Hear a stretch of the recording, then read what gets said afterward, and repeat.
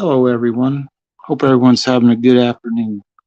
I just released a video talking about some fake coins, and these two in particular, one's real and one isn't, in that these are very common coins in a way. They're usually valued by their melt value. But the video did 20 something views overnight as a short, and usually some of them do better, some do worse. But you need to know the stuff is out there because you buy one of these in a bit bag with a whole bunch of other coins, thinking you got random world silver, and one's a fake like this, you're not going to be very happy when you find out. Uh, the sheer size of this one is just too big. This thing's about a half ounce of silver, give or take. And I quite like the design, but you don't want to buy one that's fake. And even if you do buy one, it shouldn't be real expensive. It should be right around about a half ounce melt value. Now, Addicted to Minis. Hey, Bottle Top, how's it going? Addicted to Minis talked about getting seated liberties at a good price. Well, I know about that because I bought this one for the Treasure Chest Challenge. This one's total slick on the back, and just basically the outline on the front, and looks like a little nick of a number on it. Don't know what year, probably won't never know what year, but I was able to get this under melt for the Treasure Chest Challenge. So I have been able to get I have a quarter that's similar, but at the moment I don't know exactly where I put it. Now, getting back to the thing about fakes. There's a bag of Standing Liberty quarters, right? They're all dateless, they're all messed up. But you look at it and say, like, you go to your coin dealer or something, he's got a bag of them like this. It says 35 Standing Liberty quarters, dateless, and gives you a price to say, I don't know, $4.50 a coin or something. Right around melt on these, maybe $4 a coin. Maybe if silver's higher, maybe it's $5. But what you have to know is that they have made fakes of these, and there's one in this bag. So if you don't look, you'll be out $4 on one of these coins. And overpaying for these is kind of silly because they are basically a melt stack coin. It's priced and determined by its melt. Let's see if I can find the fake one real quick for you. By the way, it only weighs 5 grams. Let's look at the reading. Well, some of them are worn so bad that the reading is gone. This one looks a little different. Maybe it's this one. Nope, that one's a good one. This one. Now, out of all these, this one is fake. Now, my video about it didn't do too bad, so I can't complain. But you have to know these are out there in numbers. I don't know how many of these there are, but this is 5 grams. It's not silver. It's a 1925, which is a very common year for these. That don't feel heavy enough in my hand compared to one of these other ones, which they're worn pretty bad. But if you're buying these and you're buying them at melt value because they're dateless or right around melt, you don't want to get one that is... I don't have a magnet handy. It might be, but all you have to do is look at them. And when you look at the lettering on that and what the surface looks like compared to this one, which is real, look at that again. Look how pitted and messed up and not sharp it looks. And that, even though the lettering is about worn out, we'll put his question up. Even though the lettering is worn down quite a bit on this one, you can still tell that the LIB there and stuff are sharp. This one, There's no sharpness to it. I think this was cast out of some kind of metal. I wish I had a magnet handy, but I really don't. But it only weighs 5 grams, so I know it's not real for sure. Now, let's get to a different topic. I covered this in my backyard chat. This is a double repeater of trips, 230230. It's cool, but this isn't really cool enough to make this a collectible bill. Now, had it been 232323 all the way across, that would have made it a collectible and probably would have made it worth maybe 25 to 50 bucks, depending on how bad a collector would want it. Because some collectors will overpay for these, or not really overpay, but I mean pay for cool serial numbers. But all these standing Liberty quarters that aren't fake, we're going to go ahead and go in this Jack Silver bowl I got here. And so far, what I've gotten this is just stuff I bought this year that's loose and random. Mostly common type stuff. You know, you don't get the less common ones like this 3-cent star. I have another one of those around here somewhere, but I'm not exactly sure. And this half dime, which both are very thin and both are very small. Oh, this one's old enough, it says 5 cents, not half dime. Now, let's go on to a different topic. When you go to your coin dealer, he's made a big buy. And he's got some coins that you don't usually have. That is the time you want to buy. I'm here to tell you this one is kind of nice.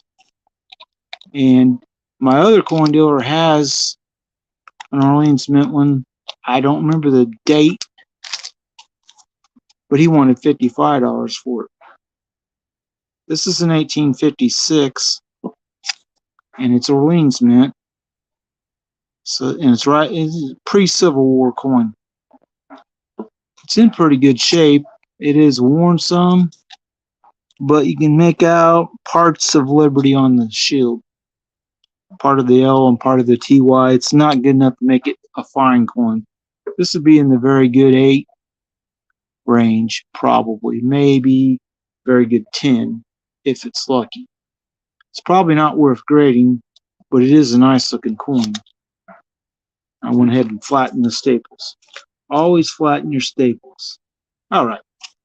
We'll talk about this one real quick. Give you a good look. It's 1888.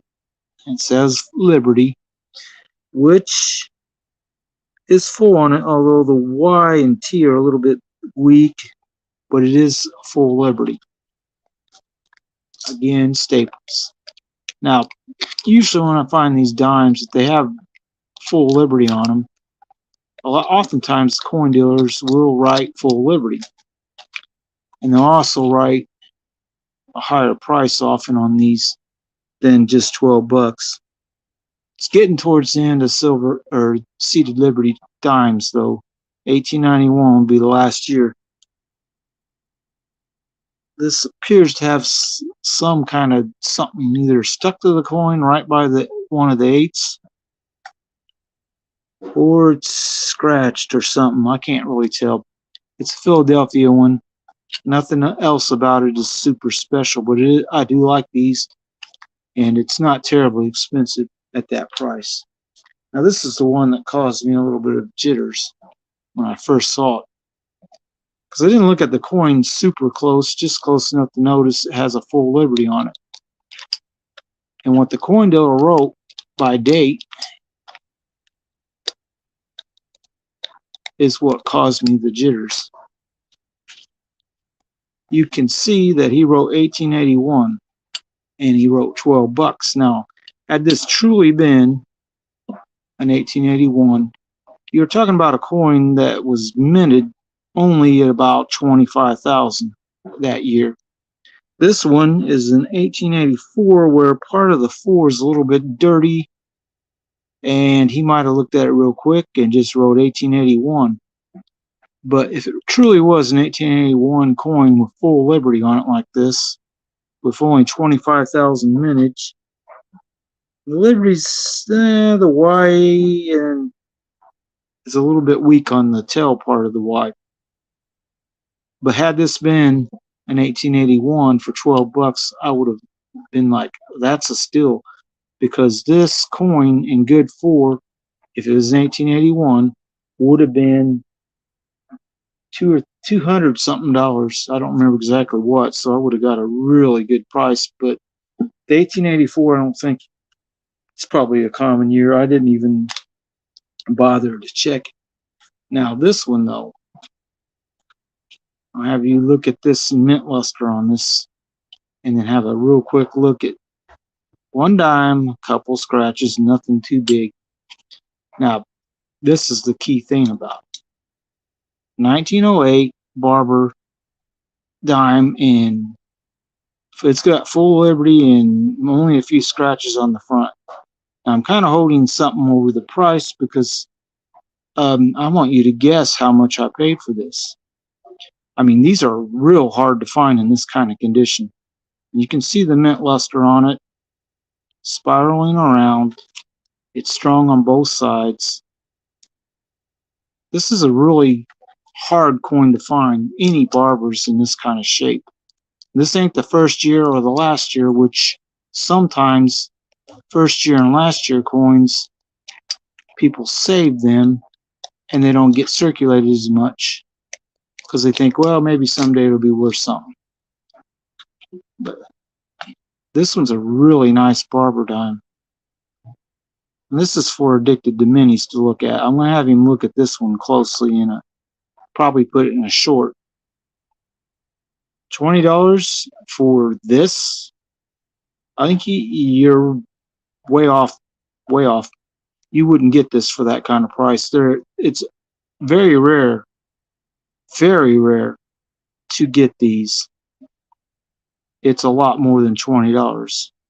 And I'm sure you look it up, you'll see what I mean. Any of these Barber dimes in AU or BU range are going to be a bit pricey. Now let's see if I can get this on here to where you can see the front without revealing. Oh, there we go. It's got a few scratches, but it's barely anything. And you can kind of see the mint luster on the field. This is an AU, BU coin all day long, probably brilliant uncirculated. Might grade mint state 60 to 63 at the tops, I would say probably. Maybe. You always say maybe because grading of coins is tough. And one that you need it to be a certain number or else it's not worth doing is going to be tougher because usually those are the ones that are harder to find. But I'm really happy with this one.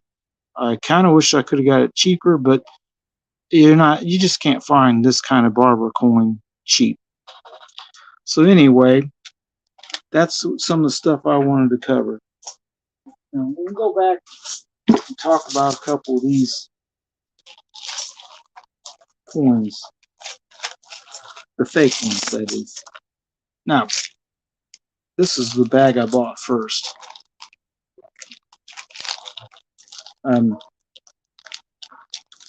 Daniel from Coin Help You had a video about these dollar coins.